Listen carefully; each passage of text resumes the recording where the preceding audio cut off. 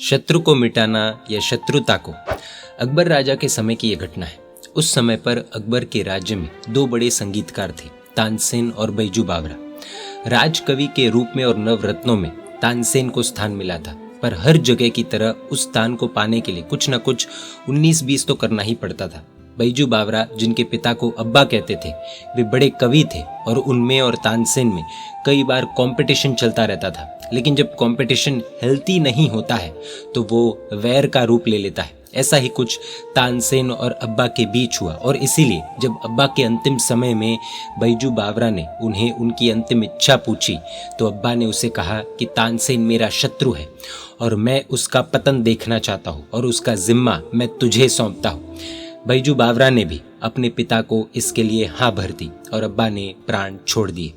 फिर शुरू हुई प्रतियोगिता, पर तानसेन कवि भी था और साथ ही साथ दुनिया का जानकार भी था, इसलिए उसे बैजू बावरा हरा नहीं पाया।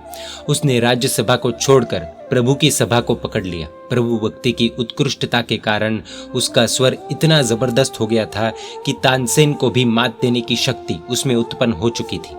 एक बार अकबर को किसी ने बैजू बावरा के बारे में बताया। अकबर छुपकर बैजू बावरा को सुनने गया और उसकी आवाज सुनकर वो पागल सा हो गया।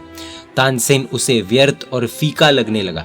अकबर ने प्रसन्न होकर बैजू बावरा को पूछा, मांग, तुझे क्या चाहिए? खुद के पिता की इच्छा को पूर्ण करने का समय बैजू बावरा के पास आ चुका था। बैजू बावरा ने कहा, मुझे प्रभु मिल गए हैं, बस मुझे और कुछ भी नहीं चाहिए। तानसेन की आंखों से आंसू गिरने लगे और उसने बैजू बावरा से पूछा कि अब्बा की कसम का क्या होगा? बैजू बावरा थोड़ा हंसा और कहा, अब्बा ने कहा था कि शत्रु तानसेन को मिटाना है, लेकिन मैंने तो शत्रुता को ही मिटा दिया है। तो तानसेन जी, आप शत्रु कहाँ से हुए? तानसेन उसके चरणों में गिर गया। समझने जैसी बात यह है कि हमारा प्रयास क्या रहता है, शत्रु मिटाने का या शत्रुता मिटाने का।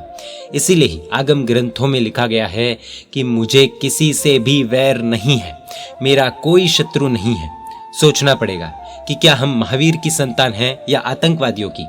हम किसे मिटाते हैं, किसे मिटाना चाहते हैं, किसे मिटाने की इच्छा रखते हैं? प्रश्न खुद से पूछने पड़ेंगे। जय जिन शासन, जय महावीर।